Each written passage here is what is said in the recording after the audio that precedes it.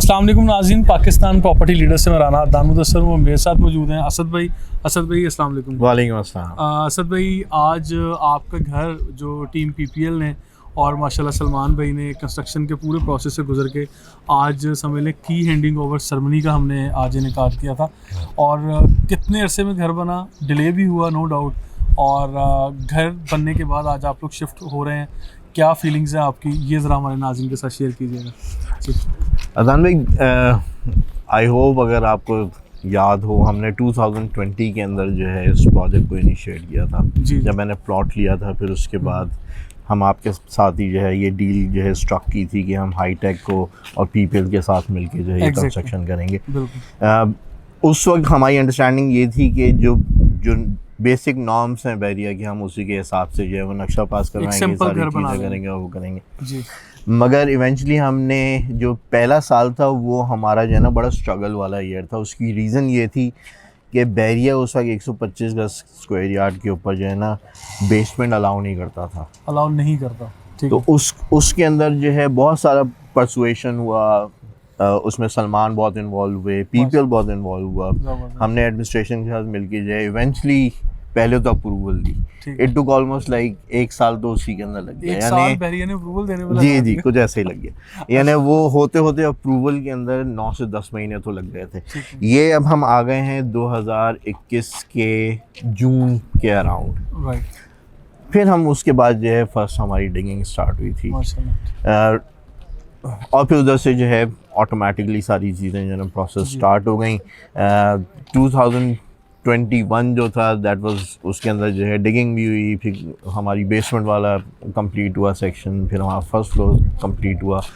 2022 के early quarter के अंदर जो है वो हमारी फर्स्ट फ्लोर जो है वो भी कंप्लीट हो गई थी। छत डलते डलते जो है वो तकरीबन मार्च और अप्रैल का मंथ था, उसके दरमियान ये यानी हमारा स्ट्रक्चर जो था वो खड़ा हो गया था। अच्छा, स्ट्रक्चर से मुताल्लिक कुछ सवाल करता जी। अच्छा, जब भी स्ट्रक्चर बन रहा था, हाईटेक टीम यानी सलमान भाई और उनकी टीम यहाँ पे ऑन साइट परफॉर्म कर रहे थे, तो आपने मल्टीपल विजिट्स भी किए होंगे, और उस टाइम पे ग्रे स्ट्रक्चर में कितना क्वालिटी वर्क आप अप्रिशिएट करते हैं एज ए कस्टमर, क्योंकि आपके तो पैसे लग रहे थे और ऑब्वियसली यहाँ टीम पीपीएल और हाईटेक इन्वॉल्व थे, तो क्वालिटी को कैसे आप यहाँ डिस्क्राइब करेंगे? अच्छा देखिए, मैं बहुत ज़्यादा टेक्निकल नहीं हूँ, बट मैं सेफली ये कह सकता हूँ कि जब हमारा यानी इंफ्रास्ट्रक्चर जो है वो इस्टेब्लिश हो रहा था, यानी हमारी बेसमेंट जब बन रही थी, क्योंकि उसके लिए आपको बेसमेंट के लिए पूरी वॉल के अंदर जो है वो सरिया डालना पड़ता है, बेस में भी डालना पड़ता है और पूरी वॉल्स के साथ भी जो है सरिया डालना पड़ता है।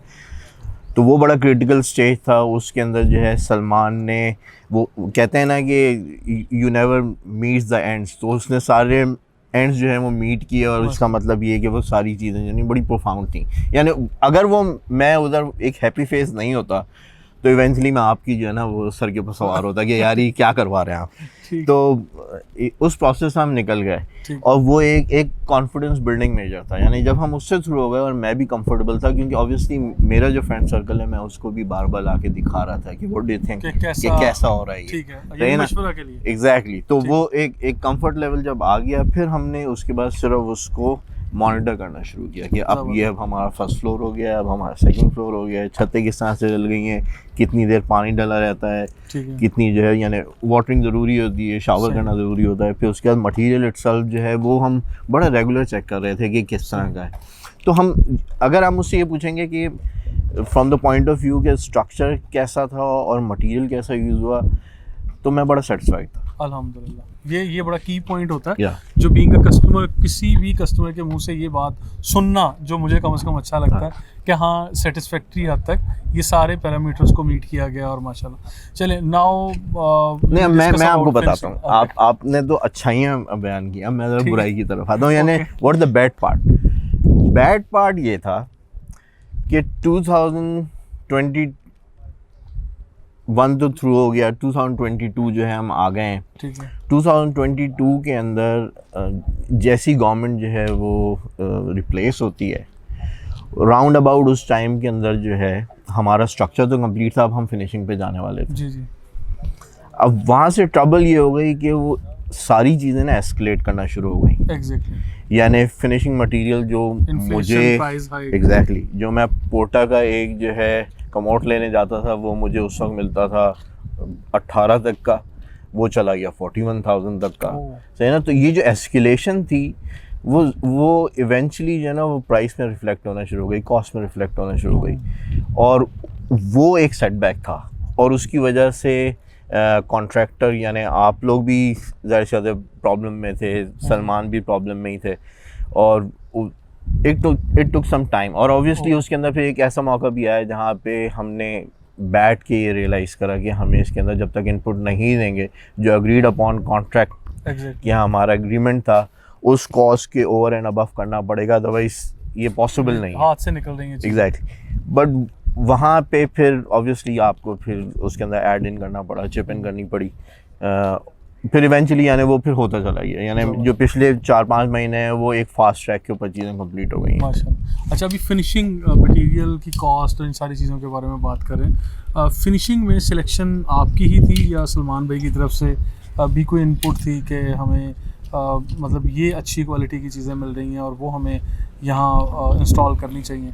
इस बारे में ज़रा फिनिशिंग के बारे में बताइए। जब हमने शुरू में जिन चीज़ों पे अग्री किया था उसके अंदर भी चॉइसेस हमारी थी, मगर एक प्राइस ब्रैकेट था ऑब्वियसली, उसी प्राइस ब्रैकेट में चॉइस हमारी होगी।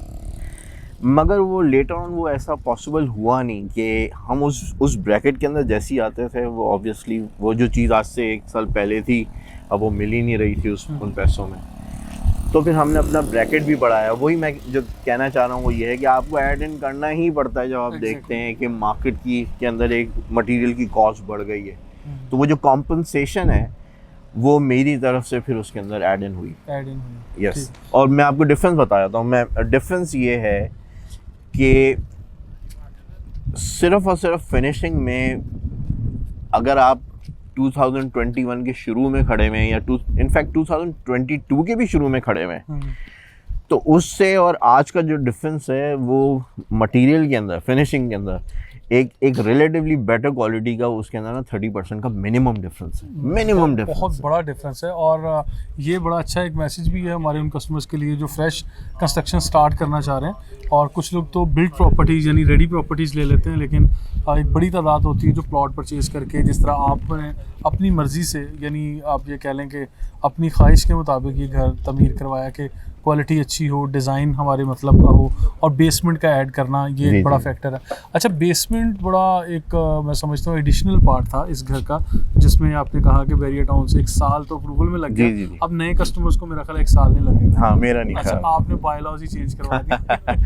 अच्छा, इसमें मैं आपके कमेंट्स ये चाह रहा हूँ कि मुझे ये यहाँ क्लियर करें ज़रा कि सीपेज बड़ा एक प्रॉब्लम होता है, बहुत बड़ा प्रॉब्लम, कि जब आप बेसमेंट बना रहे होते हैं और उसमें देखें अभी मोर देन 1.5 ईयर तो मेरा ख्याल हो गया जो ज़ेरे ज़मीन वाटर टैंक है ये भी आप लोग यूज़ कर रहे हैं। मतलब इस घर में जब भी कंस्ट्रक्शन हो रही है तो सलमान भाई की टीम ये यूज़ कर रही है। तो मुझे यहाँ क्लियर कीजिएगा कि अभी तक कोई सीपेज का या कुछ इस तरह के इशू बेसमेंट को लेके आपको कोई ऐसा नेगेटिव इम्पैक्ट तो नहीं सामने आया, या बेसमेंट आप समझते हैं कि बहुत अच्छा डिसीजन रहा है आपका? अच्छा, इसमें यानी कॉइन के ना दोनों साइड्स हैं। एक साइड वो है जिसके अंदर आपने मटेरियल जो लगा के पूरा स्ट्रक्चर क्रिएट किया है, जिसके अंदर आपका अंडर वाटर टैंक भी है और आपकी साइड्स हैं। तो अंडर वाटर टैंक की वजह से मुझे कोई प्रॉब्लम नहीं हुई। मगर अनफॉर्चुनेटली मेरे बराबर वाले प्लॉट में पिछले 1 साल से उन्होंने डिगिंग की हुई है। तो अनफॉर्चुनेटली हुआ ये कि जब मानसून सीज़न आया तो मानसून सीज़न के अंदर जो है यानी अनलाइक कराची यहाँ पे रेंज भी ज़्यादा है सही ना बहरिया में, जिसकी वजह से वो बिल्कुल फ्लड इन कर गया था और उसकी वजह से सीप इन हुआ। मगर वो उस वक्त कंस्ट्रक्शन प्रोसेस थी और उस स्टेज के अंदर ज़ाहिर सी बात है बाहर प्लास्टर नहीं हुआ था। अंदर हमने यानी अंदर हमने जो अपनी तरफ से जो है इस रिजर्वेशन को देखते हुए जो हमने एप्लीकेशंस की, केमिकल्स की, दूसरी चीज़ों की, वो उस वक्त हम उसको ट्राई आउट नहीं कर पाए क्योंकि वो चीज़ हो चुकी थी। उसके बाद हमने फिर उसको जो है मैनिफेस्ट इस तरह से करा कि केमिकल्स भी लगा दिए हैं। फिर उसके बाद जो है आइडिया ये था कि अंदर जो है वॉल्स के ऊपर टाइल्स कर दें बेसमेंट में, क्योंकि अभी मैंने फिनिशिंग देखी है बेसमेंट में भी जाके, तो मतलब मेरे जैसे एक लेमैन कभी भी कंसीडर नहीं कर सकता या ऐसी कोई फील नहीं आई कि हाँ ऐसी जगह पे कोई सीपेज या कोई ऐसा फ्लॉ भी होगा, Yep. लेकिन इट वाज ऑल एक्सीलेंट अल्हम्दुलिल्लाह। मुझे तो ये फील आई अभी जब हम लोगों ने विजिट किया। तो अल्टीमेटली मतलब आपके क्या कंक्लूजन वाले वर्ड्स क्या होंगे for PPL, for hitech, for Salman भाई? तो मैं ये लेना चाहूँगा, उसके बाद फिर हम इजाज़त लेंगे ताकि आपके इस फीडबैक को हम अपने कस्टमर के साथ शेयर कर सकें। आई थिंक देखिए, इट्स नॉट जस्ट PPL या हाईटेक, इधर जितने भी दूसरी ऐसे कंस्ट्रक्शन वर्क हो रहे हैं उसके अंदर लोग चाहते यही हैं कि वो अपना बेस्ट दें। जाहिर सी बात है, हाईटेक के अंदर सलमान ने जो है वो बहुत ज़्यादा अपनी जो है इन्वॉल्वमेंट रखी है चीज़ों में। इसी तरह से PPL के प्लेटफॉर्म से मेरा ज़्यादातर जो है मुबीन के साथ जो है इंटरेक्शन रहता है, तो वो भी हेल्प आउट करता है। यानी इस पूरे प्रोसेस में ऐसा नहीं हो सकता कि आप एक आइसोलेटेड स्पीशी हो और कंस्ट्रक्टर जो है वो काम कर रहा हो। आपने कोऑर्डिनेशन करनी होती है, वो सारी चीज़ें चलती हैं। और क्योंकि अल्टीमेटली मुझे ये भी फील होता है कि ये भी बहुत कम प्रोबेबिलिटी होती है इस चीज़ की कि हम लोग इस चीज़ को रियलाइज़ करें कि हमारे customer end of the day जाके 100% सेटिस्फाई हों कि हाँ, ये घर, ये डिज़ाइन, ये किचन, ये वॉशरूम, ये बेसमेंट या मतलब ये कॉरिडोर जो मेरे लिए बने, उनसे घर में खासकर ख़वातीन, जी ठीक है, ऐसे ही, अब वो ज़्यादा मुतमिन हो। हाँ। तो ये बड़ा मुश्किल होता है, बड़ा मुश्किल होता है कि हम सेटिस्फैक्ट्री आंसर सुने। Yes. तो आपके केस में असद भाई, मैं यही चाह रहा हूँ कि ये कीमती फीडबैक जो मैंने कस्टमर के साथ शेयर किया, खैर उसमें आपने वो कोइन के दोनों साइड बता दिए कि उसमें कुछ अच्छाइयाँ भी हैं सारे प्रोसेस में और कुछ आप लोगों को मतलब मेरे ख्याल में मैं छोटी सी चीज़ और जी, ऐड करूँ इस पूरे प्रोसेस में ना। पेन बहुत है। उसकी वजह ये है कि आपको हर चीज़ को इंट्रिकेटली देखना पड़ता है। आपको बार बार अपने कंस्ट्रक्टर के साथ जो है ना कोऑर्डिनेट करना पड़ता है हर चीज़ के ऊपर आपकी, क्योंकि चॉइसेस होती हैं। उस चॉइसेस को आपने क्योंकि इम्प्लीमेंट कराना है, तो उसके बीच में कंस्ट्रक्टर है, उसकी भी अपनी जो है वो अपने लिमिट्स भी होती हैं और अपने एंगल से देख रहा होता है। तो ये एक बड़ा बैलेंस है। उस बैलेंस को कायम करना इतना आसान नहीं होता, बड़े फड्डे होते हैं, साफ सी बात है। यानी जब आप ये काम करेंगे तो ये कोई इतना आसान प्रोसेस नहीं है, एक लेंदी प्रोसेस है, बड़ा पेनफुल है और आपको यानी पेशेंस बड़ा चाहिए। मगर end of the day cheese complete हो जाती है और जिस दिन चीज़ कंप्लीट हो जाती है आप फिर सारे गम जो है ना वो पीछे रह जाते हैं। ठीक है, चलें, थैंक यू सो मच। नाज़रीन, ये असद भाई थे। असद भाई का प्रेसिंग 27 बैरिया टाउन कराची में 125 स्क्वायर यार्ड का घर मुकम्मल हो चुका है, जो कि हाईटेक से सलमान भाई और टीम PPL लेवल के अल्हम्दुलिल्लाह इस घर को आज हैंड ओवर भी किया है। ये मई का महीना है, साल 2023 है। और thank you so much once again. Thank you very much ji.